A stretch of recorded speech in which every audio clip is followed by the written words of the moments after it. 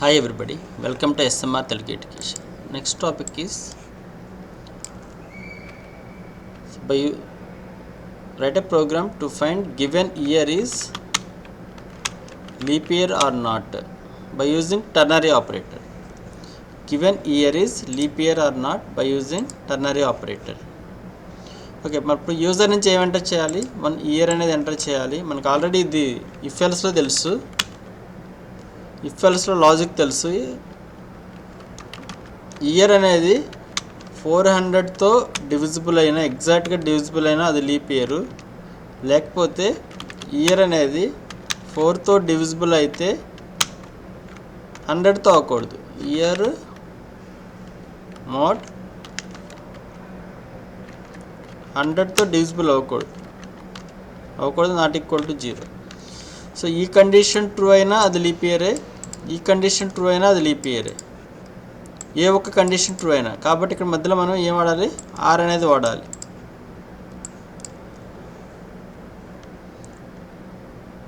Are అనేది వాడాలి. కాబట్టి దీనికి ఓపెన్ పారెంథసిస్, క్లోజ్డ్ పారెంథసిస్. ఈ కండిషన్ ట్రూ అయినా ఓఆర్ఆర్, ఈ కండిషన్ ట్రూ అయినా.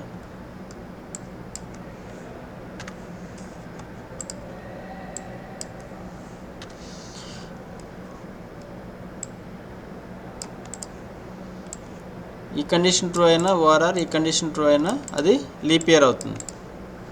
సో ఇయర్ని యూజర్ నుంచి ఎంటర్ చేయాలి, అది స్కాన్ చేయాలి. స్కాన్ చేసిన తర్వాత అది ఒకసారి చూడండి, ఇక్కడ మనం ఈ ఓపెన్ పారెంథసిస్, క్లోజ్డ్ పారెంథసిస్ రాసినా రాయకపోయినా ఈ కోడ్ అనేది ఎగ్జిక్యూట్ అవుతుంది, బట్ ఆర్డర్ అనేది చేంజ్ అవుతుంది.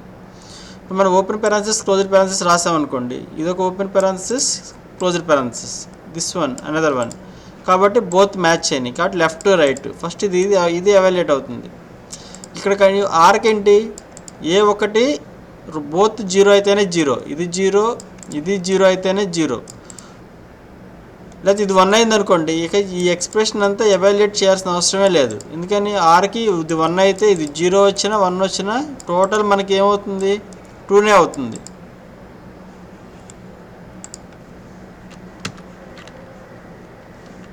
సో ఇయర్ ఎంటర్ చేస్తాం, ఇయర్ స్కాన్ చేస్తాం. స్కాన్ చేసిన తర్వాత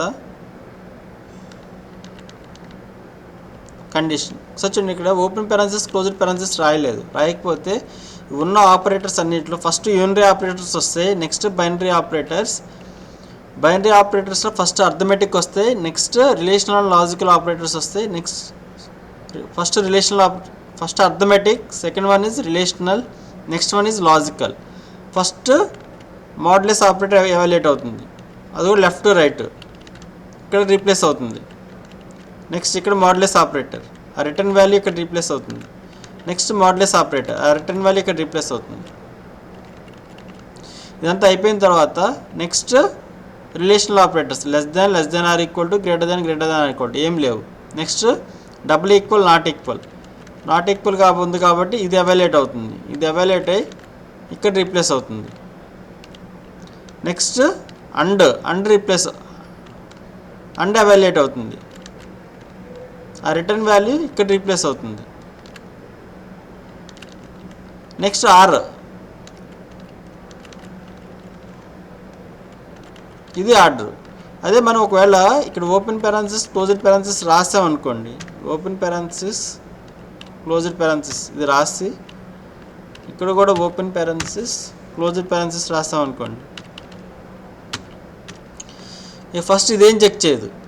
ఫస్ట్ ఇది చెక్ చేస్తుంది, ఇది కండిషన్ ట్రూనా ఫాల్సా చెక్ చేస్తుంది. ఇది కండిషన్ ట్రూ అయితే ఆర్ వచ్చింది కాబట్టి ఇక్కడ 1 వస్తే బోత్ ఫాల్స్ అయితేనే ఫాల్స్ ఆర్కి, కాబట్టి ఇంక ఇదంతా చెక్ చేయదు, డైరెక్ట్ ఎక్కడికి వెళ్ళిపోతుంది. 1 వస్తే డైరెక్ట్ ఇక్కడికి వెళ్ళిపోయి ప్రింట్ ఆఫ్ స్టేట్మెంట్ అనేది ఎగ్జిక్యూట్ అవుతుంది.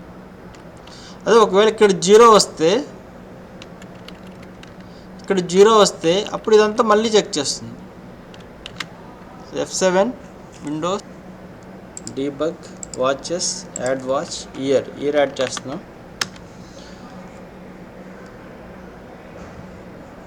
సో ఎగ్జిక్యూషన్ స్టార్ట్ అవ్వలేదు కాబట్టి అన్డిఫైన్డ్ సింబల్ ఇయర్ అని వస్తుంది. F7 ఇప్పుడు ఎగ్జిక్యూషన్ అనేది స్టార్ట్ అవ్వలేదు, అన్డిఫైన్డ్ సింబల్. ఎగ్జిక్యూషన్ స్టార్ట్ అయిన తర్వాత డిఫాల్ట్ వాల్యూ గార్బేజ్ వాల్యూ కదా, సో ఇంకా సమ్ గార్బేజ్ వాల్యూ వస్తుంది. సో ఇయర్ స్కాన్ చేయాలి. ఇయర్ నేను 1900 అని స్కాన్ చేస్తాను.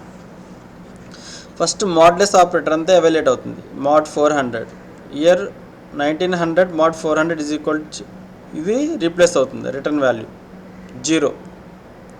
నెక్స్ట్ ఇయర్ ఇక్కడ రీప్లేస్ అవుతుంది, ఇది ట్రూ, ఇక్కడ 1 రీప్లేస్ అవుతుంది, ఇది ఫాల్స్ 0 రీప్లేస్ అవుతుంది. Next not equal operator evaluate అవుతుంది. 0 not equal to 0, yes condition true, 1 వస్తుంది. ఇక్కడ ఇది 0 ఉంది, 0 అండ్ 1 అంటే 0 వస్తుంది, ఇది 0. నెక్స్ట్ ఆర్కి ఇక్కడ 0 0 0 ఆర్ 0 అంటే 0, కాబట్టి ఎల్స్ పార్ట్ అనేది ఎగ్జిక్యూట్ అవుతుంది. కాబట్టి ఎక్స్ప్రెషన్ 3 అనేది ఎవాల్యుయేట్ అవుతుంది. F7 Alt F5 1900 is non leap year. Once again F7 windows watch. So మనం ఇక్కడ F7 2000 ఇస్తున్నాను. సేమ్ ఇందాలాగానే ఫస్ట్ అన్నిటికీ మోడ్ రీప్లేస్ అవుతుంది. Next not equal, next and, next or. F7 true కాబట్టి printf ఎక్స్ప్రెషన్ 3 వస్తుంది, ఈజ్ లీప్ ఇయర్ అని. అదే మనం ఇక్కడ ఇదే ఎగ్జాంపుల్లో ఓపెన్ పెరాన్సిస్ క్లోజ్డ్ పెరాన్సిస్ రాస్తాం అనుకోండి.